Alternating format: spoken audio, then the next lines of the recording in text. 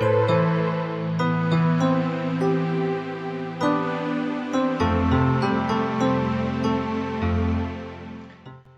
and welcome to another edition of Word on the Go. My name is Chi Emilia, and I hope you are having a beautiful and wonderful day. On today's edition of Word on the Go, we will be having Olihe Okoro, who will be sharing with us on the subject of prayer. So why don't you sit back, relax, have a good listen. Thank you.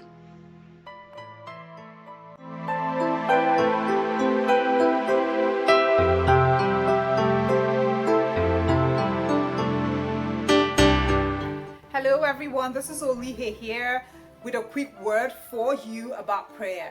So I'm going to go straight to the text. We're in 1 Kings chapter 17. When you have the time, read from verse 7 all the way to 24. It's the story about the widow of Zarephath.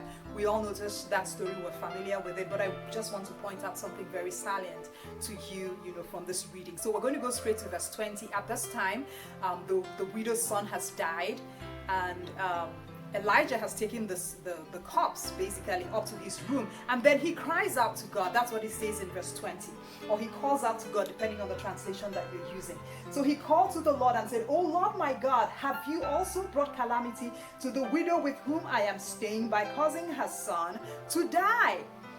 And then it goes on in verse 21 to say, "Then he stretched himself upon the child three times and called to the Lord and said, Oh Lord my God, I pray you, let this child's life return to him." So we see, in these two verses, where he calls out or cries out to God, but what he's saying distinctly different. Look at verse 20. There he's simply talking about the situation. He's querying the situation. He's lamenting about the situation. And we all do that. We have a situation, you call up your friend, you call up your relative, you talk about it, you lament about it, you describe the details, the severity of the problem, and just how you're feeling about it, how, it's overwhelming and so on and so forth. But we can do all of this and actually not pray about the problem. I'm telling you, there are some times that we can talk so much about it with so many people and we haven't actually addressed the situation. But look at verse 21. Elijah cries out to God or calls out to him, but different right now. Now he prays about the situation. Now he speaks to the situation, or he speaks to God about the situation based on what God has already said.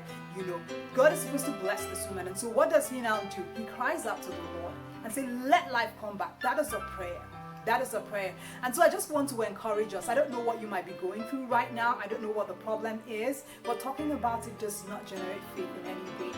You can spend so much time, dwelling on the problem, discussing the problem, I don't know, even researching the problem. But what God needs you to do is to pray about the problem. In 1 John chapter 5, verse 14, he says, this is the confidence that we have, that when we pray in accordance with his will, he hears us. And what we need is for him to hear us, okay? And when we know that he hears us, we know that we have received of him what we have asked. And so what God needs you to do is to take hold of his word and speak to that situation, or speak concerning that situation in alignment with his word. That is the prayer that God hears. God bless you.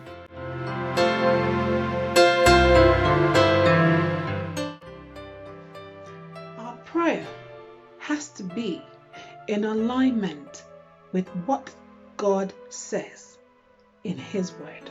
Thank you, Pastor Olihe, for that timely word. And if you've been blessed so far with all the videos that have been coming your way via Word on the Go, why don't you subscribe to our YouTube channel, our Facebook page, and our Instagram page for more wonderful videos like this. Have a lovely day, and don't forget to share.